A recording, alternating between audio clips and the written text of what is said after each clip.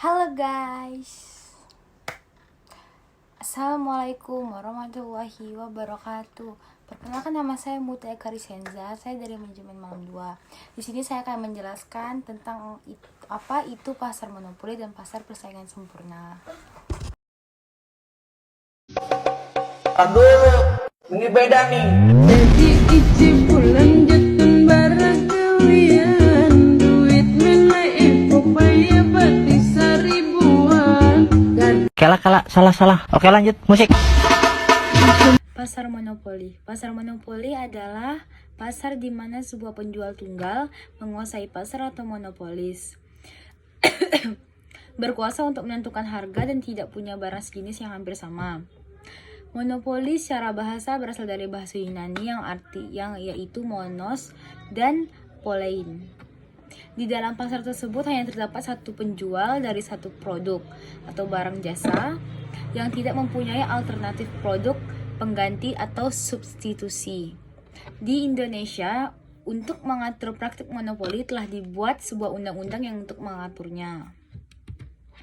Pasar monopoli menurut Ida Nuraini dalam bukunya Pengantar Ekonomi Mikro menuliskan bahwa dalam jenis pasar ini, penjual memiliki kuasa dalam menentukan harga. Ciri-ciri pasar monopoli: produknya unik. Yang kedua, hanya terdapat satu penjual. Yang ketiga, terdapat halangan untuk masuk bagi penjual lain. Yang keempat, kekuatan untuk menentukan harga yang sangat kuat. Yang kelima, tidak ada kemungkinan pendatang baru masuk industri. Yang keenam, tidak ada barang substitusi. Yang ketujuh, promosi iklan kurang diperlukan karena perusahaan monopoli adalah satu-satunya perusahaan di dalam industri. Faktor-faktor timbulnya monopoli. 1. Adanya penguasa bahan mentah sumber daya tertentu. Yang kedua, adanya penguasaan teknik produksi tertentu atau memiliki keunggulan teknologi. Yang ketiga, adanya penguasaan hak paten untuk produk tertentu merupakan unsur yuridis. Dampak monopoli terbagi menjadi dua bagian, yaitu sisi positif dan sisi negatif. Sisi positifnya, yang pertama itu adalah memotivasi penggunaan dan inovasi baru dari teknologi dengan tujuan biaya per unit dapat ditekan sehingga keuntungan dapat ditingkatkan.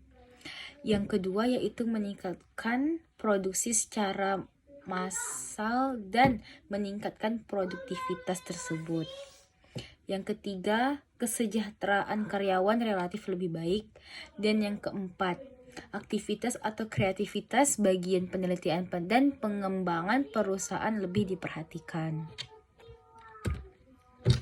Ada juga dari sisi lainnya, yaitu sisi negatif. 1. Ketidakadilan karena monopoli memperoleh keuntungan di atas keuntungan normal. Yang kedua, memproduksi output pada tingkat lebih rendah daripada output kompetitif. Maksudnya itu adalah yang sesuai dengan permintaan konsumen tersebut. Yang ketiga itu mengenakan harga lebih tinggi daripada harga kompetitif. Itu sangat tidak masuk untuk bagian monopoli. Yang keempat, terjadi eksploitasi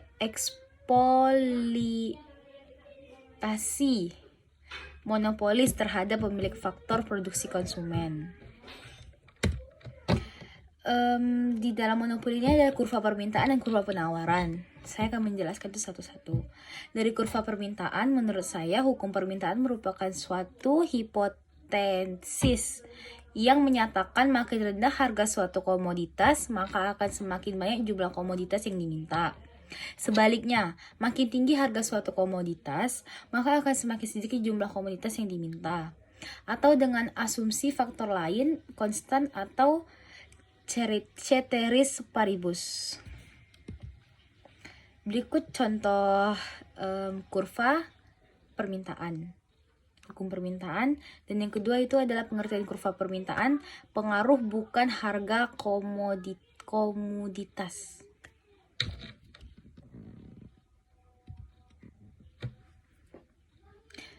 Dari kurva penawaran, hukum penawaran pada dasarnya mengatakan bahwa makin tinggi harga suatu barang, maka semakin banyak jumlah barang tersebut akan ditawarkan oleh para penjual. Sebaliknya, makin rendah harga suatu barang, semakin sedikit jumlah barang tersebut yang ditawarkan. Oke lanjut, musik. Pasar persaingan sempurna. Pasar persaingan sempurna adalah suatu pasar di mana jumlah penjual dan pembeli atau konsumen sangat banyak dan produk atau barang yang ditawarkan sejenis atau serupa. Penjual yang harganya lebih tinggi tentu akan ditinggalkan pembeli. Contoh barang yang dijual pada bentuk pasar ini adalah beras, gandum, batu bara, kentang, dan lain sebagainya. Pasar persaingan sempurna merupakan pasar di mana penjual dan pembeli tidak dapat mempengaruhi harga, sehingga harga di pasar benar-benar merupakan hasil kesepakatan dan interaksi antara penawaran dan permintaan. Beberapa karakteristik dari pasar persaingan sempurna.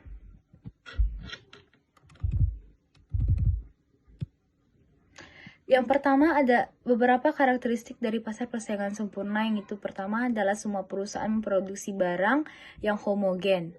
Produk yang homogen adalah produk yang mampu memberikan kepuasan kepada konsumen tanpa perlu mengetahui siapa produsennya. Yang kedua yaitu produsen dan konsumen memiliki pengetahuan atau informasi sempurna tentang harga produk dan input yang dijual, sehingga konsumen tidak akan mengalami perlakuan harga jual yang berbeda dari satu perusahaan dengan perusahaan lainnya. Yang ketiga yaitu output sebuah perusahaan relatif kecil dibanding dengan output pasar. Yang keempat, perusahaan menjual produknya dengan berpatokan pada harga yang ditentukan atau price taker pasar karena perusahaan tidak mampu mempengaruhi harga pasar. Yang kelima yaitu semua perusahaan bebas masuk dan keluar pasar. Dalam pasar persaingan sempurna, faktor mobilitasnya tidak terbatas dan tidak ada biaya yang harus dikeluarkan untuk memindahkan faktor produksi. Dengan adanya kebebasan untuk memproduksikan berbagai jenis barang, maka masyarakat juga dapat mempunyai pilihan yang lebih banyak terhadap barang-barang dan jasa-jasa yang diperlukan untuk memenuhi kebutuhannya.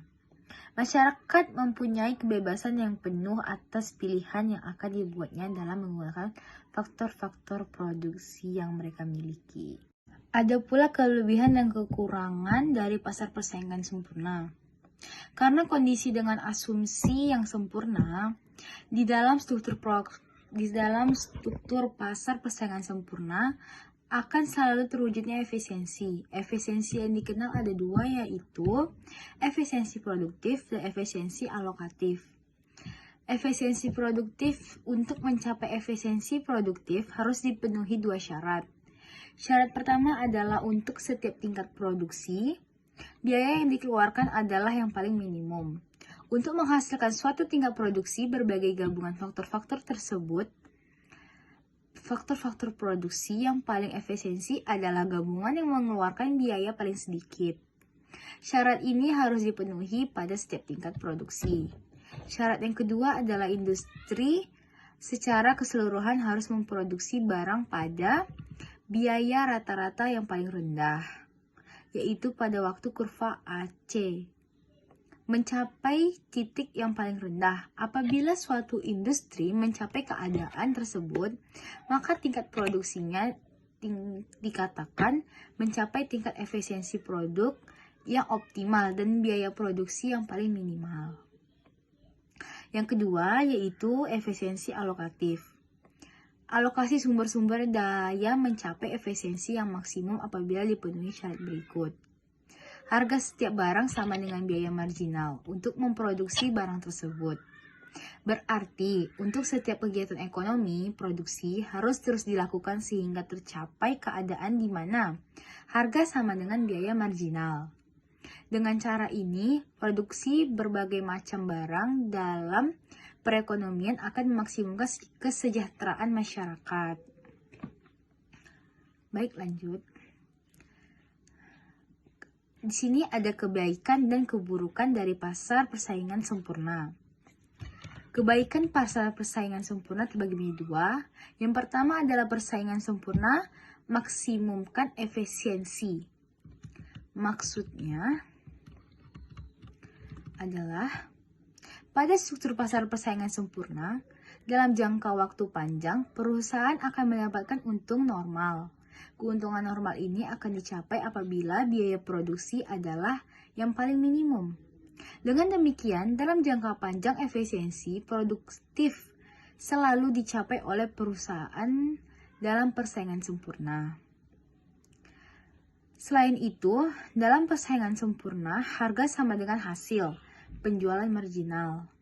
Dalam melakukan pemaksimuman, keuntungan syaratnya adalah hasil penjualan marginal sama dengan biaya marginal. Dalam jangka panjang, keadaan ini juga berlaku, yaitu harga sama dengan hasil penjualan marginal, sama dengan biaya marginal. Kesamaan ini membuktikan bahwa pasar persaingan sempurna juga mencapai efisiensi alokatif. Dengan demikian, efisiensi produktif dan efisiensi alokatif dapat dicapai dalam pasar persaingan sempurna tersebut. Yang kedua, adanya kebebasan untuk memilih atau choice. Di dalam pasar yang bebas seperti yang terjadi pada struktur pasar persaingan sempurna, tidak seorang pun mempunyai kekuasaan dalam menentukan harga, jumlah produksi, dan jenis barang yang diproduksikan. Begitu pula dalam menentukan bagaimana faktor-faktor produksi digunakan dalam masyarakat. Keburukan dari pasar persaingan sempurna. Yang pertama yaitu persaingan sempurna tidak mendorong inovasi. Dalam pasar persaingan sempurna, teknologi dapat dicontoh dengan mudahnya oleh perusahaan lain, sehingga tidak ada insentif bagi perusahaan untuk mengembangkan teknologi dan teknik memproduksi yang baru. Oleh karena itu, sebab itulah keuntungan dalam jangka panjang hanyalah berupa keuntungan normal atau normal profit. Karena walaupun pada awalnya perusahaan dapat menaikkan efisiensi dan menurunkan biaya, namun perusahaan-perusahaan lain dalam waktu singkat juga berbuat yang sama. Selain itu juga, perusahaan-perusahaan yang terdapat pada struktur pasar persaingan sempurna biasanya kecil ukurannya, sehingga tidak mampu membuat penelitian untuk mengembangkan teknologi yang lebih baik karena sangat mahal biayanya. Lanjut, yang kedua adalah persaingan sempurna ada kalanya menimbulkan biaya sosial. Ditinjau dari sudut pandang perusahaan, penggunaan sumber daya mungkin sangat efisien. Namun, ditinjau dari sudut kepentingan masyarakat, ada kalanya merugikan. Contohnya dengan adanya pencemaran dan sebagainya. Yang ketiga, membatasi pilihan konsumen karena barang yang dihasilkan perusahaan-perusahaan adalah sama semua. Konsumen mempunyai pilihan yang terbatas untuk menentukan barang yang akan dikonsumsinya.